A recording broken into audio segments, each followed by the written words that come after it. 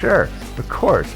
But apparently her parents and her boyfriend didn't think it was such a hot idea. Surprise? Yeah, yeah. I saw Lisa's father on the Unsolved Mysteries episode, and I don't think he ever met This is Florian. so funny. Yeah, you saw that quote from him. He's like I saw this picture of him, and I immediately thought this is just not the kind of people she ought to be hanging out with, or something like that.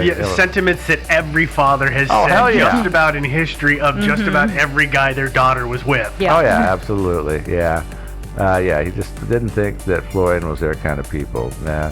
And Lisa's boyfriend, Paul, was also opposed for the obvious reasons, right? I don't need to name those. Yeah. He tried to persuade her not to go, but Lisa insisted. And so she signed on aboard the Freedon as a cook. Yeah. So do we know how good her cooking skills were? I have no idea. That's a good Because that might question. play.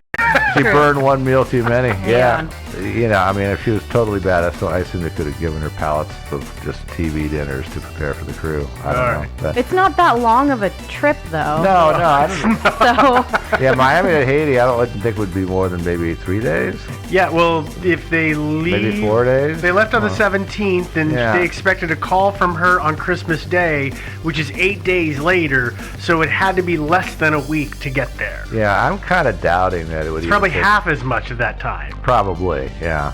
Lisa and Florian left Atlanta, traveled to Miami, where the Freedon was docked, and on the morning of December 17th, 1988, the ship set sail with Lisa on board, and also Florian and 7 Haitian crew members on board. Lisa did call her parents that morning to say goodbye, and she said she would call when the ship got to Haiti. And the plan was to sail the ship to Gonaive, which is a small port about 60 miles north of Port-au-Prince, Haiti, on the west coast of Haiti. okay. Yeah, and then her planned date of return was the 31st of December. I was going to say, Yeah, about 2 weeks after. Haiti's kind of just south. I'd say it's half again as far as the Bahamas from Miami, would you say? Something like that. It's like, you know, if you don't have a map, if you It's a drive, very short trip is Well, really I'm what just, this whole thing Miami boils down to the Bahamas is like a couple Day. hours, less, like Okay. 8 or 9 hours. yeah, I mean, So. yeah, and so I assume this ship was old and rusty and everything. It probably wasn't that fast. Right. But But yeah, essentially to get there, couple though, days down, Yeah. hang out for a couple days, and then a couple days back up, right? Yeah, something like that. And then if you look on the map, the way it works is you go due south from Miami to Cuba and then turn southeast and sort of hug the coast of Cuba till you get to the east end of it, turn south, and then make a left, make a right, make a left, make a right. And eventually you wind up in Haiti. And so that's Maybe it. she became Fidel Castro's personal chef. Well, you know, Maybe. actually that's possible. Maybe that's the other way that could have gone. Yeah. Could have been so good of a chef. Oh, good point. Actually, the Cubans were contacted by the American government regarding this story. But we'll get there. We'll talk there later, yeah. No one has ever seen Lisa Bishop ever since. Nobody Since when? ever since that fateful day on the 17th of December that they left they the left dock and Miami. left Miami. Yeah. Nobody, not even the crew members? Well, that's a good point. No. Right? She was ostensibly on a ship with them for a couple days, so... Well, none of those people Yeah. have been seen either. yeah. Oh. So they But she's a pretty white girl, so she's the only one that anybody ever cares about. Fair. Okay. absolutely. What about the pretty German boy? That's a good point. Nobody's Well, seen him we'll either. talk about But him in a that bit. we'll find out more about. Yeah, and of course the Haitians haven't been seen, but nobody cares about them, right? Bummer. Yeah, exactly. By the way, if you're not catching it, everybody, we're being sarcastic Yeah, when we're we say kidding, nobody yeah. cares. We Yeah. care a lot. Yes. I'm sure a lot of people cared, actually. But so Christmas Day 1988 came and went. Lisa's parents still had not gotten a message or a phone call from her, so they got a little worried, Yeah. not surprisingly. And also the families of the Haitian crew members also apparently became alarmed. Uh-huh. And I heard that actually they reported their family members missing before Lisa's family reported her missing. Well, they would Probably see or true. have contact with them much sooner than her Well, family sure. would have. So yeah. They might have been waiting at the dock for the ship to arrive. And, Something like that, And yeah. the ship never arrived. Oh, you it know. never showed up. The ship never showed up. Okay. No, the ship, the crew, everything. The So cargo. none yeah. of them have ever been seen again. Gotcha. Okay. Nope, none of them. So Lisa's family contacted the authorities, assuming here the Coast Guard. And Presumably. they would Yeah. be the people to contact. And I think family members of the crew also did. Do we have And- names for any of the crew? No, Okay. not a one. No, Great. the story's all over the internet. And this you never story hear their names. is usually pretty stinking skimpy in the content that's available. Yeah. Thought I'd make sure that I just hadn't somehow. Yeah, no, missed you it. weren't the only one who couldn't find that. Great. No, it's actually, think of this as your standard TV movie starring Florian, long-haired guy, and Lisa, white girl, Okay. and then there's 7 extras in the background In non-speaking doing roles. chores on the Right. doing chores on the boat. Okay. So that's kind of the way it is. Yeah. Ooh, bummer. Yeah, I know. The Coast Guard contacted ports all over the Caribbean, and including the Cubans, because there had always been that possibility that somehow they'd stumble into Cuban waters and been seized by the Cuban Navy or something like that. Mm-hmm. The Cubans swore they had not seen the ship or any of the people. They were probably telling the truth. They also did some aerial searches. That's the Coast Guard. Did aerial searches in January '89 of the old Bahama Channel, which, you probably know what the old Bahama Channel is. I do. Yeah. Personally. Yeah. Do you want to describe it, or should I? We'll go for it. Okay, this is the obvious route between Miami and Haiti. It's like what I described before. Instead, you don't go to a straight line because west of the Bahamas, there's sort of a huge area of shallows there. And so if you went in a straight line towards Haiti, you would run aground. Right. So what you So do you is go around. So you go around. You go south, where there's a nice, much deeper water, and then when you get very close to the coast of Cuba, you hang on left, go southeast, and hug the coast of Cuba, and then go around, and that's the old Bahama Channel. Yeah. And they searched that with jets. Well, I think they shot 3 or 4 times, something like that. Something like that. Didn't spot a thing, and the immediate conclusion, of course, was that the Freedom sank, which is not unusual, right? So, by the way, we should describe it. It is the photo that is out there. Yeah. It is a narrow, rusty hunk of junk. Yeah. And it appears to have everything stacked above the decks. So it looked in that photo that I saw, ignoring what you see on Unsolved Mysteries, it did not look as if it was all that stable of a boat. In other words, it looked top-heavy to me. It was probably stable when you had everything stashed in the hold. I'm sure that they probably were smart enough to put the heavier stuff down inside the hold, and One then would stack- assume, but and then stack I'm the making lighter the stuff on squirt top. face with my hands up in the air. Yeah. 'Cause I don't know. Yeah, again, these are people who the more money, the more cargo they haul, the more money they make. Yeah. So obviously, they're probably going to overload the ship. yeah. That might have been a factor here. I'm not saying I don't want to give anything away. That could have been a factor Okay. in what happened if the boat sank, but there's not a lot of other possibilities as well. Yeah. But anyway, as far as the Coast Guard was concerned, it was like, well, It Open and sank shut and- sink. crappy Oh, old well. rust bucket of a boat. The weather's dicey out there. It sank. Okay, no mystery there. But Lisa's parents and Paul Cornell did not want to drop this case. Right. Yeah, they did not. Understandably. Yeah. Yeah. They tried to track down everybody who knew Florian. That would be people in Miami as well as Atlanta.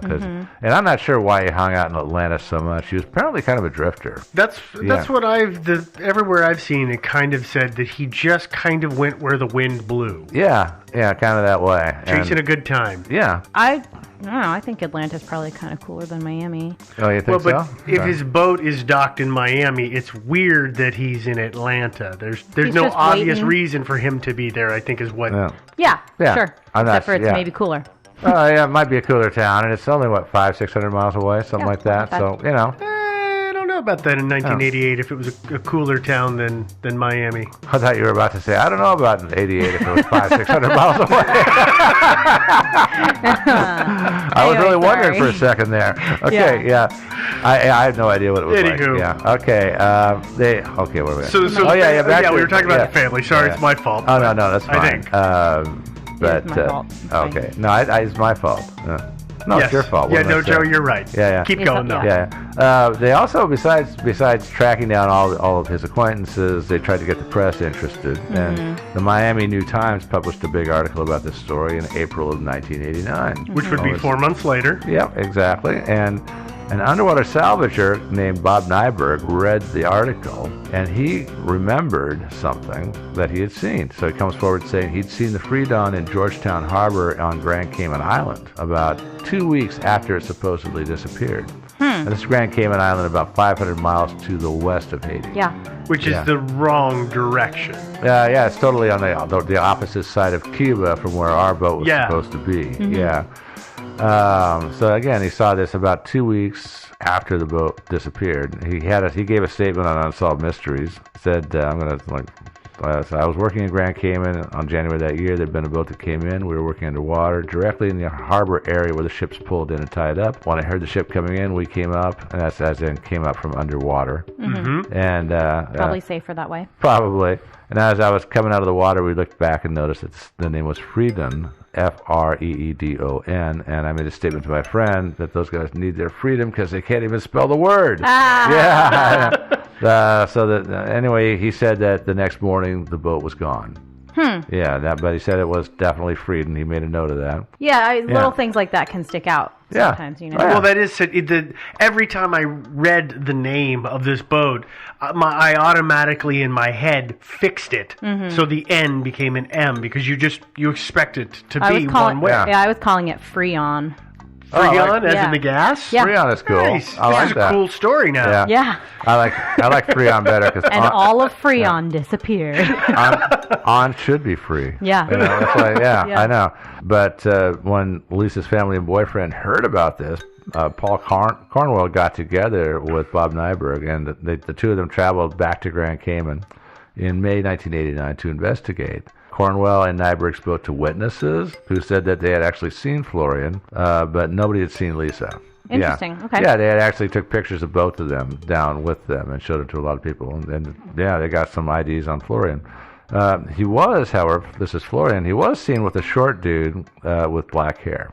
Is that how he's described as a dude? Yeah, no, Okay. yeah. The guy he was seen with was just a short man, dude. What color whatever. was Lisa's hair?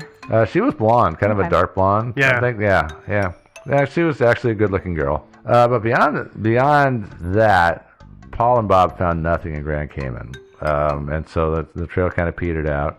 Later on, the guy was ID'd as a Haitian man called Philippe. And reportedly, Philippe was the guy who chartered the Freedon for its trip to Haiti. Well, I'll tell you how we found this out later. Okay. Paul Cornwell went back to Atlanta. He continued looking for any acquaintances or friends of Florian, and he found this woman who had been storing some of his stuff for him. Florian's? Florian's stuff. And I'm still a little hazy on exactly what the connection was to Florian, how Paul found this woman. Well, I know that they had a relationship, but I don't know how Paul found her. Yeah, I don't know either. That's never really explained. Yeah, I don't know either. And we don't know her name, so I'm calling her Jane Doe.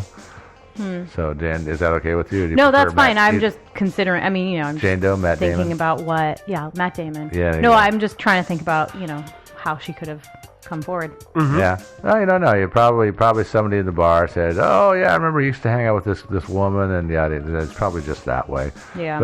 But anyway, this is how Philippe was ID'd. He's a black-haired guy. So Paul Cornwell finds a picture of a dark-haired man in Florian's possession. It shows it to Jane Doe, who says that, "Oh yeah, that's Philippe," and they used to hang out. I used to have a relationship with Philippe, and also she told him that Philippe was involved in a large-scale smuggling operation.